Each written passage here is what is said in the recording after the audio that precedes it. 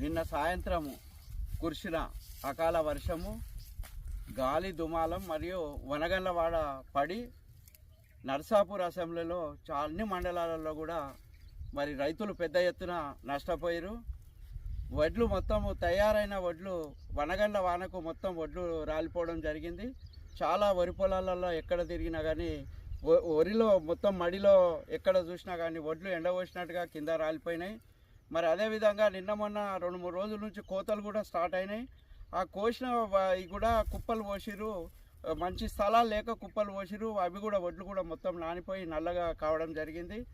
మరి ఈరోజు నర్సాపూర్ అసెంబ్లీలో పెద్ద ఎత్తున ఈ వర్షాల వల్ల చాలా మట్టుకు స్తంభాలు కూలిపోయినాయి, చిన్న చిన్న షెడ్లు అన్నీ కూడా లేచిపోయినాయి, కొన్ని గోడలు కూలిపోయినాయి, కొన్ని ఇండ్లు కూడా కూలిపోయినాయి. ఇవన్నిటిని కూడా ప్రభుత్వము మరి గ్రహించి మరి వీళ్లకు నష్టపరిహారం అనేది ఏంటిది చేయాలి.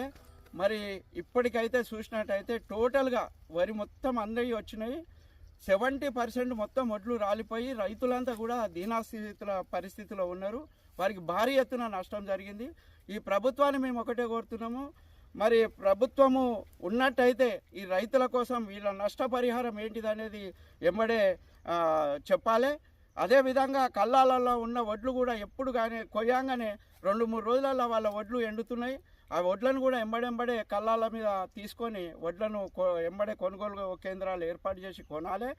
మరి ఇప్పుడు చాలా గ్రామాలలో లైటింగ్ వ్యవస్థ కూడా కరెంటు స్తంభాలు పడిపోయి కరెంటు లేని పరిస్థితి ఉన్నది.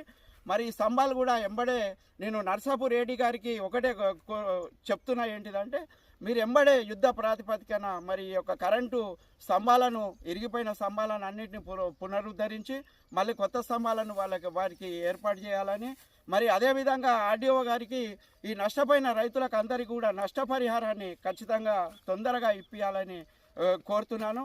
మరి కాంగ్రెస్ ప్రభుత్వము రైతులకు 2 లక్షల రుణమాఫీ చేస్తానన్నది 2 లక్షల రుణమాఫీ కాదు. సరే, ఆ రుణమాఫీ సంగతి పక్కకు పెట్టురి.